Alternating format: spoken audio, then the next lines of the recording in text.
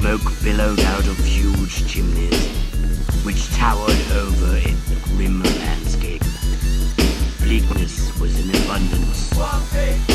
Fragments of charred wood that were once trees were scattered here and there, and could be seen through the folds of lead-grey smog, which constantly shifted and mingled with dull concrete. Against the relentless drone of machinery, metal on metal, you could hear the sounds of coughing and choking.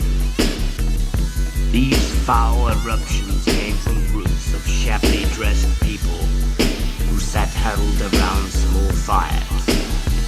Winos, junkies, the unemployed, the people at the bottom. The air here was cheap, tax deductible, a kind concession given by both the government and the corporation. Here the unwanted sucked the air and fumes in greedily. It was hard to get something for nothing these days. Here they were far removed from laws and gadgets which dictated the daily intake of air.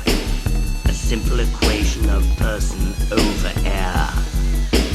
Cost effective, measured down to the last cubic meter, even to the differential at night-time intake. Use it sparingly, conserve it. Save it up for when you can suck it in like a millionaire.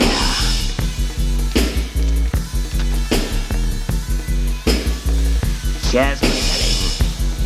Business was booming. Life was something prized. It's a corporation there. Air for the highest bidder. A handsome reward for timorous flunkers of the state. Meanwhile, the so-called lowlife, with gas masks in hand, set out in the haze. The hazy gloom for a twice-monthly handout, grateful to the bastards in high office. In the area surrounding the complex, there were no rich green pastures, where the methane level was lowest. Here sulfur ate into the lungs like the most noxious pests. The rural existence seemed several generations away, as aloof and mysterious as a dream. The poisons were used up by the helpless many, knowing full well that they could only wish to be in the running. The trees had long since given up and died. The stuff was pumped out and taken in. The corporation was doing well. On the day of the big sell-off, switchboards were jammed.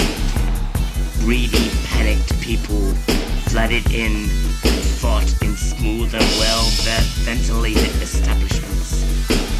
Idiots of all classes, motivated by hype and avarice. The beast becoming one with the calculator. The docile becoming bully and thief, all at one time. The clever and astute among the population had already anticipated the current lunacy and had already taken appropriate measures, laughing cynically like reprieved mass murderers and mentally fondling their share certificates with the lust of fools.